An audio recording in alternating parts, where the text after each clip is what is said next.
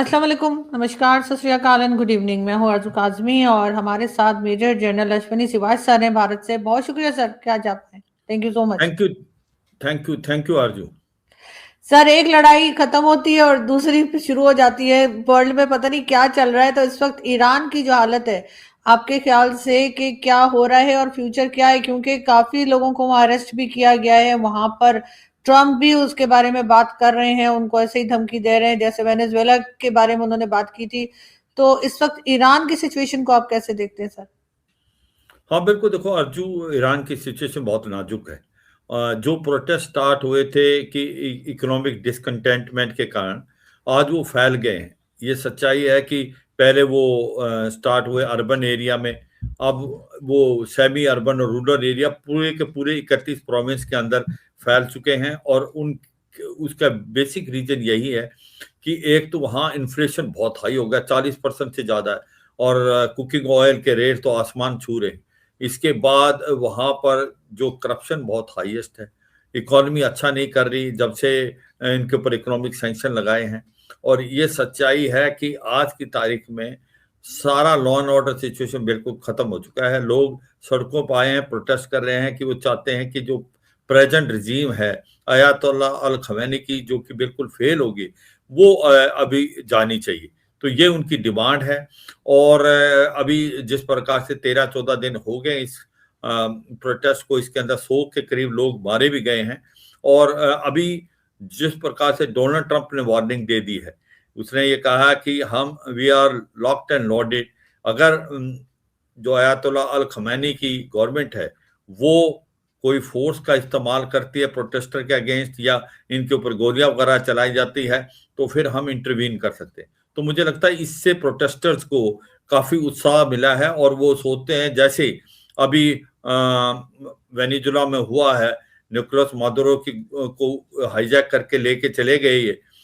तो ऐसा अब उनको माहौल लग रहा है, और इसलिए ये प्रोटेस्ट बढ़ते जा रहे हैं। अब इसकी 3-4 और वजह है जो हमें देखनी चाहिए। जो एक तो ये सच्चाई है कि यूं तो ईरान ऑयल प्रोड्यूसिंग देश है, मगर खुद की उसकी इकोनॉमी हालत अच्छी नहीं। उसका अगर आप इकोनॉमिक स्ट्रक्चर देखें, उसका जो फॉरेन रिजर्व है वो $34 बिलियन करीब है।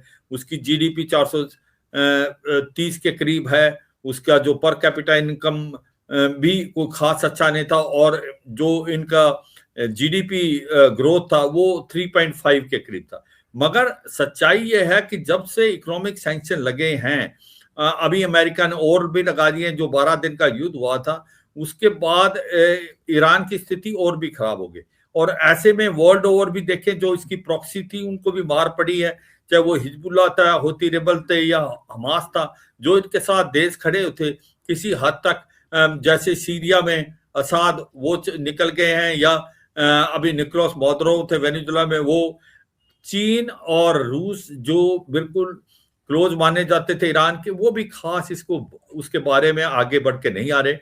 और ये सच्चाई है कि अब ऐसे हालात हैं कि बहुत नाजुक स्थिति पे पहुंच गए कि प्रोटेस्टर जो हैं वो डर नहीं रहे। गवर्नमेंट डर गई है, और गवर्नमेंट ने इंटरनेट बंद कर दिया है, लैंडलाइन बंद कर दिया, पूरा ब्लैकआउट कर दिया है। और उनको लगता है कि ये सिचुएशन आर पार की, और ये सिचुएशन 2009 और 2022 के अंदर प्रोटेस्ट से बहुत ज्यादा बढ़े, इंक्लूडिंग 2009 जबकि प्रेसिडेंट इलेक्शन में एक प्रकार से करप्शन हुई थी, और वो सोचा गया था कि गलत नतीजा दिया गया है। 2022 में हिजाब जो एक प्रोटेस्ट थे उनसे कहीं ज्यादा है। और इस बार क्योंकि अमेरिका ने डायरेक्ट अपील की है और डायरेक्ट थ्रेट की है, तो इसका एक प्रकार से आप ये कहो कि इसका एम और इसका जो दायरा है वो बढ़ गया है अर्जुन। जी सर, लेकिन ट्रम्प जिस तरह से बात कर रहे हैं, ट्रम्प ने ये भी कहा है कि जी वो भी वहां पे रेजिम चेंज की बात भी कर रहे हैं। वेनेजुएला में उन्होंने जो कुछ किया, आपके ख्याल से क्या ट्रम्प को सपोर्ट मिलेगी बाकी तमाम कंट्रीज से? देखो, ये सच्चाई है कि अमेरिका और इजराइल ऐसी बेवकूफ़ी नहीं करेगा कि वो डायरेक्ट इन्वॉल्व हो।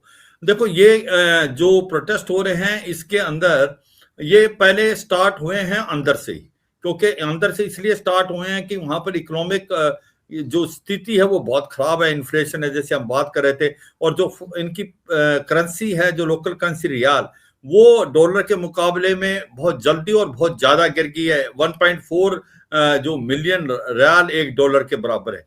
तो ये सच्चाई है जो अभी स्टार्ट हुई है प्रोटेस्ट, वो इंटरनल चली। और ये बाजारी जिनको बोला जाता, जो ट्रेडर थे, वो हरदम गवर्नमेंट के साथ खड़े होते थे, मगर इस बार वो भी सड़कों पे आगे हैं। तो ये सच्चाई है कि ये खुद हुई है प्रोटेस्ट, ये ईरान के अंदर से हुई है, मगर इसके अंदर घी के अंदर जो आग के अंदर घी का जो काम किया है वो किया है अमेरिका ने और इजराइल ने। उनके एजेंट्स वहां इन्फिल्ट्रेट कर चुके हैं, CIA के और मोसाद। तो वो एक प्रकार से इस जो पूरी स्थिति को और ज्यादा आपको कह सकते हो सीरियस कर रहे हैं और खराब कर रहे हैं। मगर अमेरिका और इजराइल डायरेक्ट इन्वॉल्व नहीं होंगे, स्पेशली अमेरिका। उसकी वजह है, अगर अमेरिका डायरेक्ट इन्वॉल्व होगी तो फिर ये ईरान वर्सेज अमेरिका हो जाएगा। और फिर कहीं ना कहीं जो अयातुल्लाह अल खमेनी जो पेट्रोइट एक प्रकार से लोगों को इकट्ठा करने की कोशिश करेगा कि ईरान के ऊपर हमला किया अमेरिका ने, तो मुझे लगता नहीं कि ऐसा कुछ करेगा अमेरिका। अमेरिका डराएगा, धमकाएगा, अमेरिका बाकी तरीके से प्रेशर डालेगा कि ये प्रोटेस्ट अब टूटने नहीं चाहिए, ये लॉजिकल कंक्लूजन पे जाए, ये अयातुल्लाह अल खमेनी की जो डिक्टेटरशिप है, कम्युनिस्ट की डिक्टेटर है, ऑटोक्रेटिक गवर्नमेंट है, ये निकले। मगर इसको भी देखते हुए कि ऐसा कुछ ना करे कि इस ये पलटा बदल जाए। और एक चीज समझनी पड़ेगी कि जो प्रेजेंट गवर्नमेंट है अयातुल्लाह अल खमेनी की, वो तभी गिरेगी अगर इंटरनल डिसेंट आता है, या तो रूलिंग जो इनकी पार्टी है उसमें, या IRGC।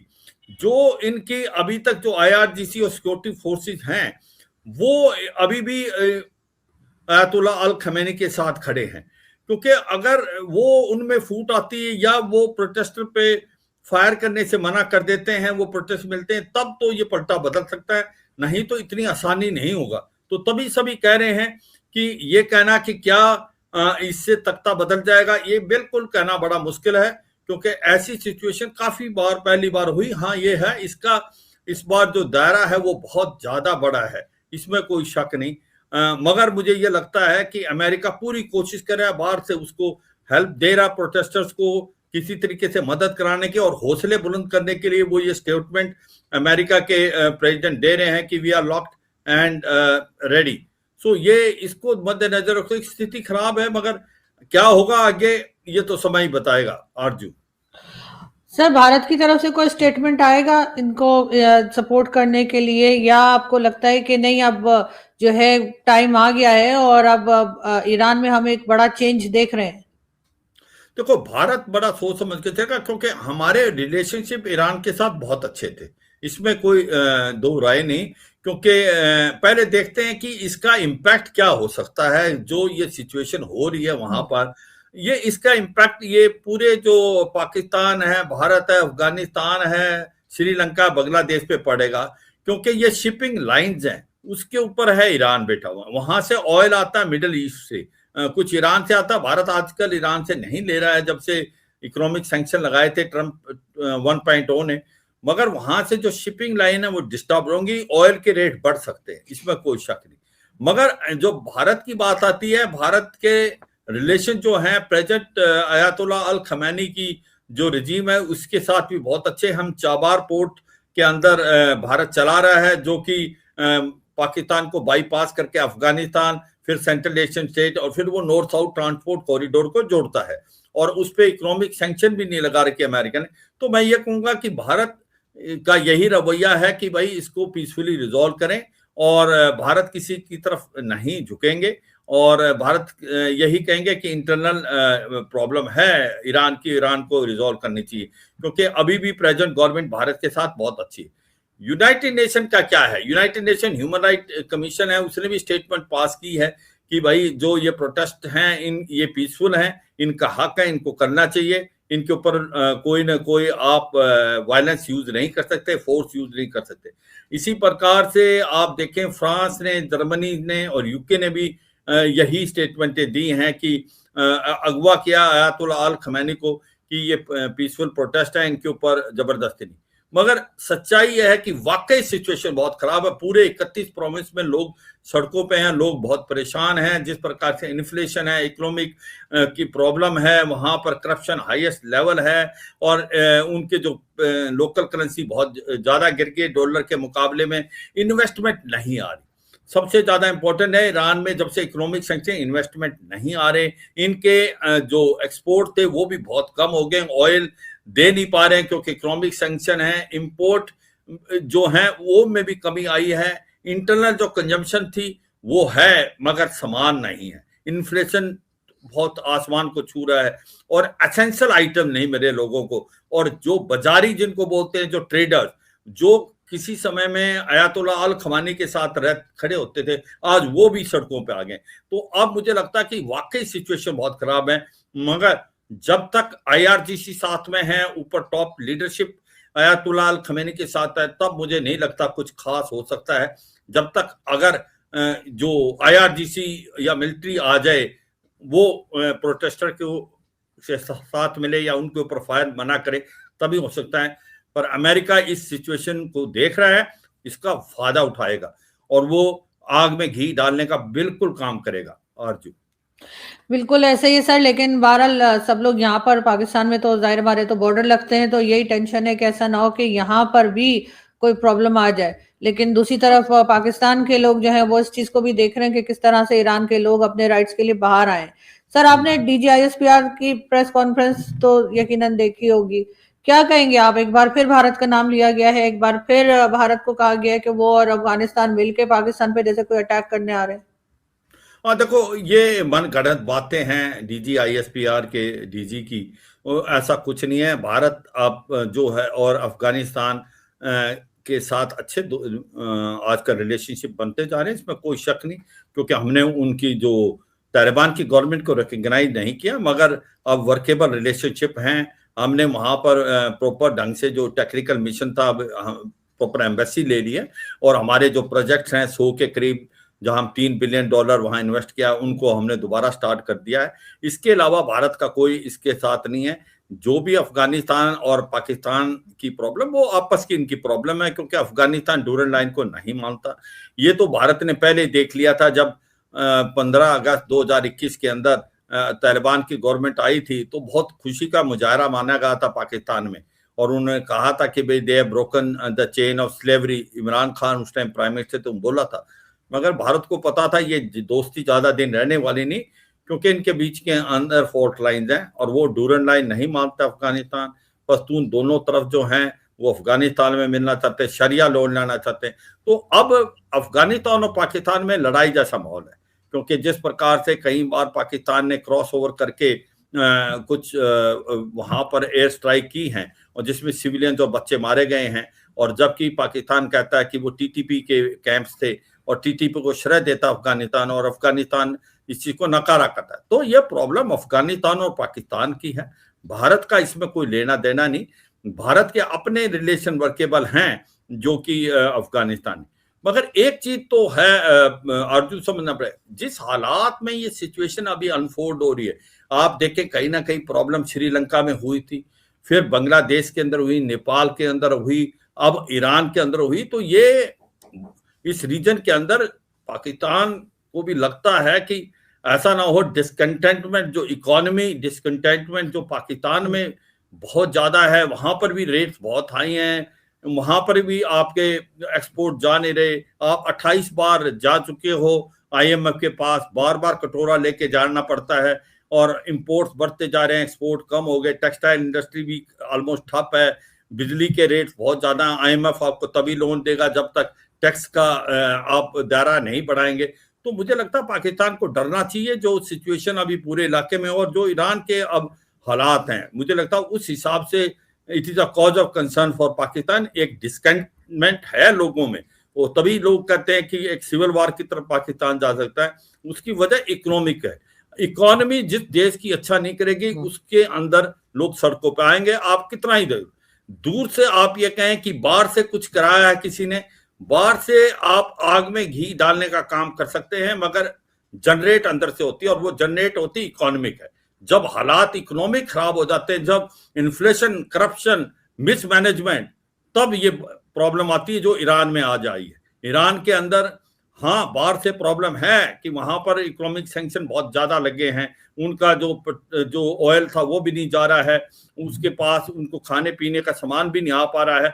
मगर ये सारा का सारा तभी है जब ये इंटरनल सिचुएशन खराब हुई है, इंटरनल डिसकंटेंटमेंट, इकोनॉमिक क्राइसिस आया है, इन्फ्लेशन आया है, मिसमैनेजमेंट है, करप्शन है। वहां की जो IRGC वगैरह है वो 65% जो इकोनॉमी को चलाती है, उनकी जो क्लोज एंटिटी वो चला रही है। तो ईरान के अंदर ये सारा का सारा over a period of time 1979 के बाद कई बार ऐसे प्रोटेस्ट हुए, मगर ये जो प्रोटेस्ट है ये बहुत बड़ा प्रोटेस्ट है और इसमें आर पार की लड़ाई लड़ने वाले लोग सड़कों पर आए हैं। मगर कहाँ ये किस करवट बैठेगा ये समय ही बताएगा। मगर अमेरिका इसका पूरा फायदा उठा रहा है। मगर मुझे लगता है कि अमेरिका डायरेक्ट इंटरवेंशन नहीं करेगा, वो नहीं चाहेगा कि आयतुल्लाह अल खमैनी ये ना दिखा पाए कि it is Iran versus America. अगर ऐसा होगा तो फिर देश इकट्ठा हो सकता, वो ऐसी सिचुएशन ना करेंगे। वो कहेंगे कि इंटरनल डिसेंट इतना हो जाए कि प्रेजेंट जो गवर्नमेंट है इसको रोक ना पाए और जो सिक्योरिटी फोर्सेस है वो कहीं ना कहीं आंदोलनीय साथों के साथ मिल जाए। और जी सर, लेकिन सर ट्रम्प तो आजकल हर कंट्री को थ्रेट कर रहे हैं। उनका कहना है कि उनके पास पावर है, वो जहां चाहेंगे चले जाएंगे, जिस कंट्री को चाहेंगे अपने हिसाब से रेजिम चेंज कर देंगे या किसी को भी उठा कर ले आएंगे। और लेकिन साथ ही साथ सर पाकिस्तान में तो ये बात की जाती है कि पाकिस्तान बड़ा मजबूत है क्योंकि ट्रम्प हमारे साथ है, तो पाकिस्तान जो है उसको अभी कोई खतरा नहीं। कि आपको लगता है कि ये ज्यादा लंबे अरसे ट्रम्प पाकिस्तान का साथ देगा या अपने हिसाब से जैसे पहले अफगानिस्तान के टाइम पे किया था और फिर निकल गए छोड़कर, एक बार फिर वही गलती दोबारा रिपीट करने जा रहा है पाकिस्तान? हाँ बिल्कुल, देखो एक बात तो है कि आज डोनाल्ड ट्रंप जो हैं वो किसी लॉ को नहीं माने, कोई इंटरनेशनल लॉ नहीं है कि जिस प्रकार से वो दादाशाही कर रहे हैं पूरे वर्ल्ड में। कभी किसी ने सोचा है कि किसी एक सोवन देश के प्रेसिडेंट को आप वहां से किडनैप लेके अपने देश में लाते हैं और उसके अगेंस्ट केस चलाते हैं? तो ये तो एक प्रकार से ऐसा लगता है कि जितने भी इंटरनेशनल लॉज हैं वो डोनाल्ड ट्रंप मानने को तैयार नहीं। आज उसके साथ पावर है क्योंकि अमेरिका अभी भी सुपर पावर ही है और आज वो 66 इंटरनेशनल जो रिजीम है या इंटरनेशनल कन्वेंशन जो उनसे भी बाहर हो गए। तो ये सच्चाई है कि डोनाल्ड ट्रंप जो है, अब ग्रीनलैंड को लेने की बात करें, कभी पनामा लेने की बात करते थे, वो कहते हैं हम कोलंबिया और मैक्सिको पे भी हमला कर सकते हैं। डोनाल्ड ट्रंप अगला स्टेप क्या होगा कुछ नहीं कर सकते। वो कहीं ना कहीं ये भी कह रहे हैं कि हम 500% टैरिफ लगाएंगे। भारत, चीन और ब्राजील पे एक लॉ पास होने वाला है, ये अभी आएगा सेनेट के अंदर, उसको रिपब्लिकन एक सेनेटर लेके आ रहे। तो मतलब यह है कि एक पूरे वर्ल्ड को अनप्रेडिक्टेबल कर दिया है डोनाल्ड ट्रंप ने और डोनाल्ड ट्रंप पे कोई भरोसा नहीं कर सकते। अब आती है कि अमेरिका और पाकिस्तान की दोस्ती। मुझे लगता है पाकिस्तान को समझ आना चाहिए कि अमेरिका आपको मझधार में छोड़ेगा। आज अमेरिका प्यार करता है पाकिस्तान से बिकॉज पाकिस्तान लेट गया है, वो सब कुछ देने को तैयार है। वो कहता है कि भाई आप आइलैंड भी ले लो पासनी का, आप बेसिस भी ले लो, हम क्रिप्टो करेंसी भी आपके साथ करेंगे जो आपका फैमिली बिजनेस है, हम यहाँ पर अपना क्रिटिकल मिनरल भी देंगे जो कि बलूचिस्तान में है। तो ये अब दे रहा है तो अमेरिका को बहुत पसंद है। वो ये भी कहते हैं कि भाई इसको नोबेल प्राइज मिलना चाहिए जो डोनाल्ड ट्रंप को, क्योंकि इन्होंने 8-9 वार रुकाई इंक्लूडिंग इंडिया पाकिस्तान। तो पाकिस्तान को तो मौका लगा है, इसके बाद ऑपरेशन सिंदूर में वो नजदीकी हासिल करने की कोशिश कर रहा है।